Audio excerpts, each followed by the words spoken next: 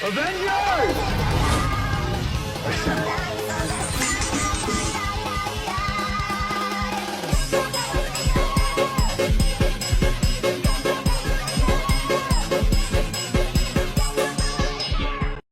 warahmatullahi wabarakatuh. Kali ini saya akan membagikan perbedaan sel tumbuhan dan sel hewan. Oke, pada kali ini kita akan mempelajari sel tumbuhan dan sel hewan. Apa saja perbedaannya? Ini perbedaannya. Yang pertama, pada sel tumbuhan. Sel tumbuhan terdiri atas inti sel, nukleus, dinding sel, membran sel, vakuola sentral, sitoplasma, amiloplas, kristal drus, Golgi apparatus, kloroplas, mitokondria, retikulum endoplasma halus, retikulum endoplasma kasar, ribosom, dan pengertian retikulum endoplasma RE. Yang pertama, inti sel. Inti sel bagian ini memberikan instruksi untuk berbagai kegiatan di dalam. Nukleus ini adalah otot nukleus, bagi ini membantu sintesis dan produksi ribosom. Dinding sel ini adalah penutup luar sel, bagian ini melindungi dan membentuk sel.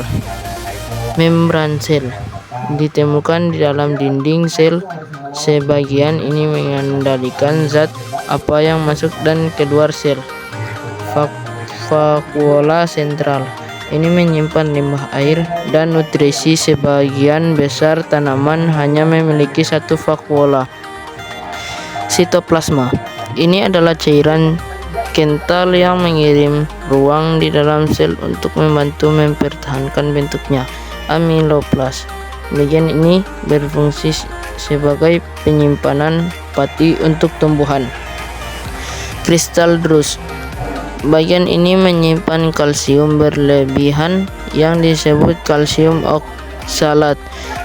Pada tumbuhan, tingginya jumlah kalsium ini membuat tanaman beracun bagi manusia.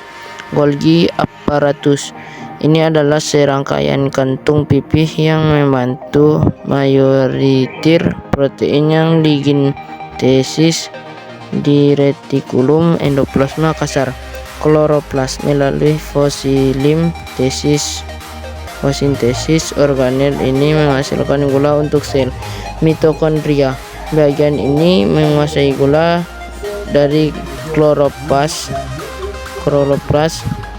menjadi energi yang dapat digunakan oleh sel.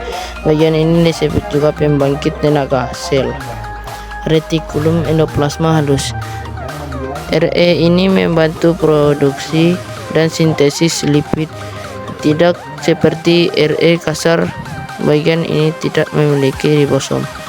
Retikulum endoplasma kasar RE ini membantu produksi dan mengontrol kualitas protein. Bagi ini juga memiliki jutaan ribosom.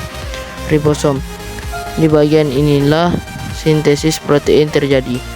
Pengertian retikulum endoplasma RE adalah bagian ini menghasilkan dan memindahkan materi ke berbagai bagian sel. Itu untuk sel tumbuhan. Untuk sel hewan terdiri atas retikulum endoplasma, membran nukleus, badan Golgi, mitokondria, membran sel, lisosom, vakuola. Pada retikulum endoplasma, organel yang berperan pada proses sintesis, pelipatan, modifikasi, dan mengangkut protein. Sedang nomor 2, membran nukleus, selaput pembungkus nukleus. Nomor 3, nukleus, tempat memproduksi lisosom yang bertugas sintesis protein. Badan Golgi, organel yang berperan pada proses ekskresi sel. Mitokondria, organel yang berperan pada proses respirasi sel dan penghasil energi. Membran sel, organel yang berfungsi melindungi keutuhan bagian sel. Lisosom, organel yang berfungsi menyerang Spakula organel yang berperan pada proses respirasi sel dan penghasil energi. Sudah, itu saja untuk sel hewan. Itu saja penjelasan dari saya tentang sel hewan dan sel tumbuhan. Kalau ada salah, saya minta maaf. Assalamualaikum warahmatullahi wabarakatuh.